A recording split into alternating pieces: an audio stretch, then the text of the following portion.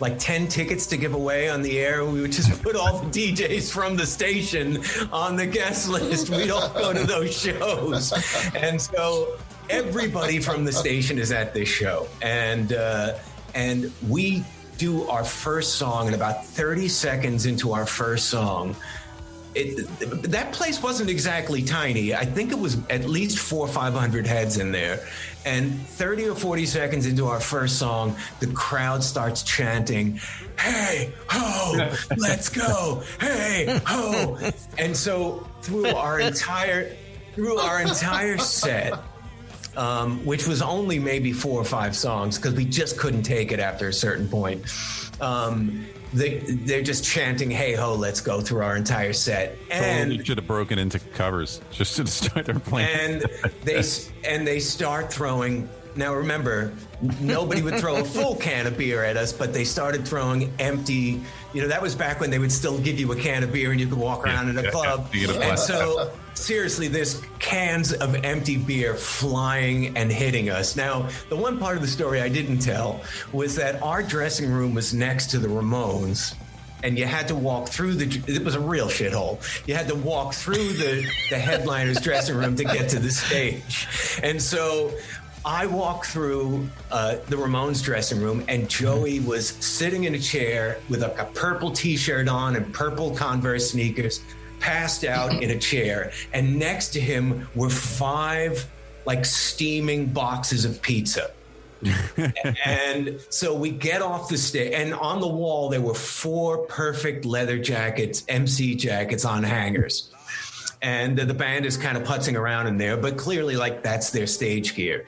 And we walk past after the hail of beer cans, we walk past their dressing room to get back to ours. And there are 5 empty pizza boxes scattered around the room, and Joey is still sleeping. Are the leather jackets still on the wall? Well, no. At this point, come to think of it, he's sleeping with his leather jacket on. I don't think he ever took it off. Now, I don't know if at that point he's faking that he's sleeping so he doesn't have to talk to the opening band, or he just ate all that pizza himself and he just in a food passed coma out at that point. Yeah. But yeah, that's our story about Open for the Ramones. And again, it's still I'm still so glad we did it. I mean, that's a great story. That is great. But I just wish we had recorded it. The irony is that, I don't know, 10 years previous or 15 years previous, they would have been the guys getting bottles and cans thrown at them when they were up there playing. That's true. That's true. And the fact that they were at the point where you're bringing an opening band, and you guys are getting pelted because the audience wants with. Ironically, they probably sold more T-shirts last year than they did the entire time they were together. It's just. There's a famous story where Ian MacKaye says Minor Threat opens up for The Damned. And hold on, Chris, because we're going to get Ian MacKaye on here to verify the story like we did with Athan. Right. and they kill. And they're and we come off stage and I'm all pumped up and da-da-da-da-da, and they see the limousine, or the car pull in front of the theater and open it up, and the Damned come down, and they had never seen the thing. We had the same thing. Athan, did it ever happen to you? We played a gig. I was in a band called the Painted Birds, and we played with the Replacements had put out that record from Big Star. Alex Chilton. Alex Chilton. Yeah. Alex Chilton. So we played a gig with Alex Chilton, and it was another one of those moments where it's just as good as my band was going to be, we were that good that night, and we get off stage and we were crickets. And the car pulls up, and Alex Chilton gets out, and he didn't even hear it. You didn't see anything. What venue was this at? Do you recall? It was at the QE2. I know it. Yeah. Yeah, it's still there. It's called the Fuse. Is it the Fuse Box now? It's the Fuse Box. I played there about 2 years ago with Noir. It's still, it hasn't changed at all. It still looks like a white manor. I mean, that's really what it was, I guess. Oh, nice. That small? It used to be a sort of like either a white manor. It wasn't a white castle, but I guess there were a few different knockoffs of those prefab restaurants that they would drop in place in the 50s or something. Right. But actually, Albany's kind of come a long way. It's a good little town. It's that whole. You're a pioneer up there. It's definitely all. Everybody, Hudson is like the center of the universe right now. It was the most. Apparently, more people migrated to Kingston and Hudson last year than any place in the United States. After that COVID. Athan, we were talking about up there the Catskills. If we bought those buildings we were talking about. Yeah, I know, and that's actually where we were that night is at the town of Catskill, across from the town of Hudson. All those towns but they're I think they're kind of maxed out at this point. But I guess they're still building. Who the hell knows? I'm in the other direction, so I'm in the western part of the state. I just read yesterday. There's this big fancy hotel, like this thing that's going to be in what is it, White Lake? That's got to be right near you, right? It is, yeah. And it gives, like, if you stay there, it's like you get VIP tickets to anything at Bethel Woods, and it's like actually surprisingly, Bethel Woods is a lot of. It's really a good. I mean, it's a good venue. I just struggle because again in the summer they have a lot of what you would expect. There's a lot of country. You got to tell your Neil Diamond story now. Oh, the Neil Diamond story. From the Ramones and to Neil Diamond. All the way to Neil Diamond. So Neil Diamond was the first Sinatra guy. No, I have a thing for Neil Diamond. We went and saw him at Bethel Woods maybe 4 years ago, and we had really good seats. I think we were in the second row, and there was a point in the concert where I'm sitting down. And the crowd is kind of just starting to stand, and Neil would do his little walk across the stage. It might have even been during Sweet Caroline or something. He does this kind of slinky walk, and he sees me sitting down, and he points right at me, and he says, "Young man, stand up. Put your hands together." And I'm thinking, I'm not really young, but then I turned around and looked, and in that crowd, I am practically like a toddler compared to the rest of the people that were there.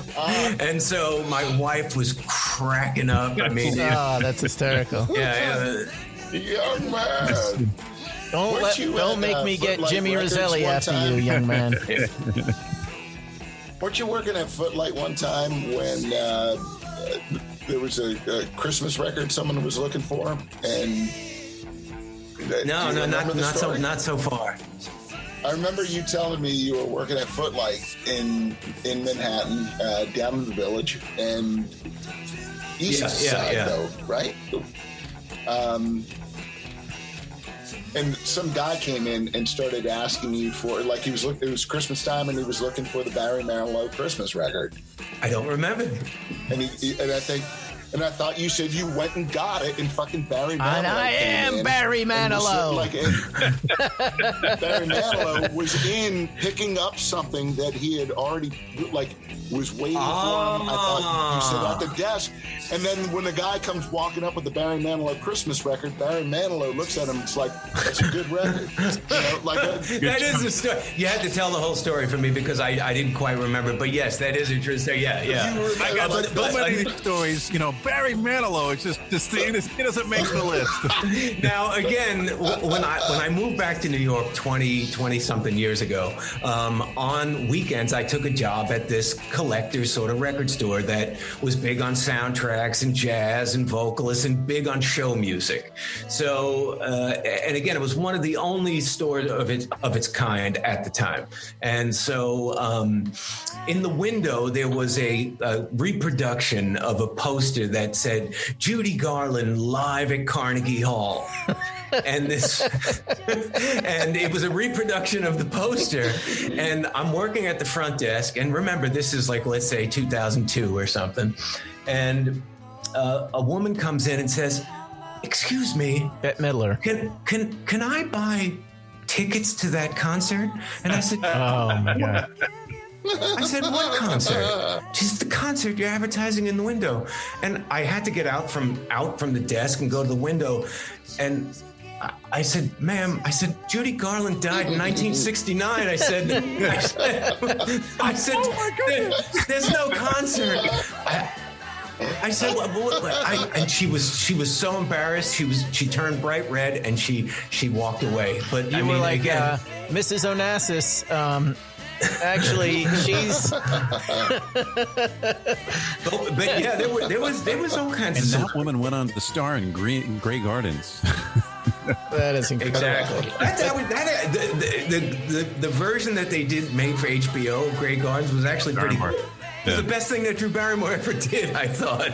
When you mention that store, I think of a place like Jerry Ollinger's, for prints and posters and prints. Oh, yeah, I remember that place. That lasted a long time. Maybe, I know. That's another one of these places that was around forever until probably the last 20 years when real estate just skyrocketed, and it's probably a Citibank or a Rite Aid now. That was in Chelsea, I think. Exactly. Right? Yeah. Where was your record store? Yeah. Where was your record store? The place you were talking about? It was East 11th Street, off of 3rd. Sure, right near the Webster Hall, but it was probably in a really around small, the corner. narrow. Yeah. It was probably a real narrow plate building, like an oblong, deep store. Yeah. I remember going in there. Yeah. Definitely. I mean, if you needed like a soundtrack to an obscure Ennio Morricone soundtrack to Death Rides a Horse or something, and you came to Footlight. I ended up one time in a great conversation with, of all people, Little Steven used to come in there and shop for soundtracks. Oh, I bet, yeah. And he could talk. Do a Little Steven story with you doing Little Stevie's, as Little Stevie.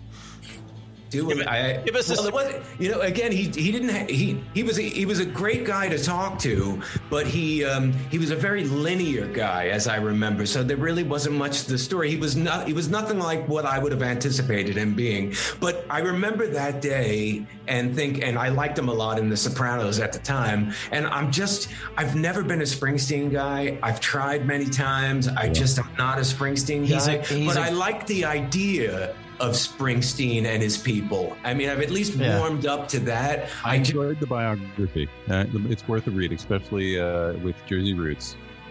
He wasn't like he was like I got on a first name basis with him. He's like Athan, what was that movie you were telling me about that I should check out? But the one thing he did say, he thought Ennio Morricone was overrated. That's what he did say that day. I remember. But who did he think was like his contemporary that was underappreciated that you should listen to? I'm trying to remember what he liked. Yeah, I get the feeling like he liked somebody like like Dmitri Tiomkin, like one of those soundtrack guys, or Goldsmith, or somebody like that. I don't exactly, but there was some 50s, 60s guys that he really liked a lot. Bernard. Yeah. You know what? He might be a Bernard Herrmann guy. You're right about that. I am too. So I mean, Jerry Goldsmith. Come on, who else do you need there? It's Little Stevie. Right, he did Planet of the Apes. Yeah, I love that stuff. But again, Goldsmith. I think the problem with Goldsmith is a lot of his scores do sound the same. But I like them sounding the same in a strange way. And who does? John Barry does the Bond films that are on my playlist. Those are good too. By the way, Paul McCartney's Bond, I heard that recently, and it apes that so well. Like it's one of the best Bond songs. Live and Let Die. And it's oh my God, it just is. What's a better? And Bond remember song? you and I talked about that once. That's an interesting soundtrack in that it's Barry doesn't do the first James Bond movie. But Barry does everything after Dr. No, all the way up to Live and Let Die. And then Live and Let Die is McCartney with the single. And then George Martin. George Martin does the score for it. So it's the first non-Barry one. Yeah, I was trying to track that down. And so, think about it. And again, the Bond franchise is making a fortune at the time. And they're like, we can get McCartney and George Martin to do the whole thing. John Barry, we'll get back to you. Later. You Only Live Twice, though, is a great record. I listen to that all the time. I can't take anything away from Barry. I mean, all of those, like Thunderball and all of the soundtracks. And Tom Jones. And then we get into Shirley Bassey is amazing.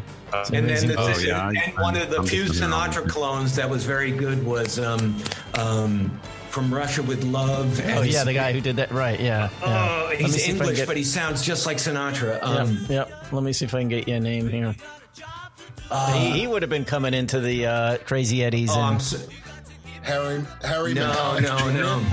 And he was English, and he was younger than Sinatra, but he sounded just like Frank. They don't have him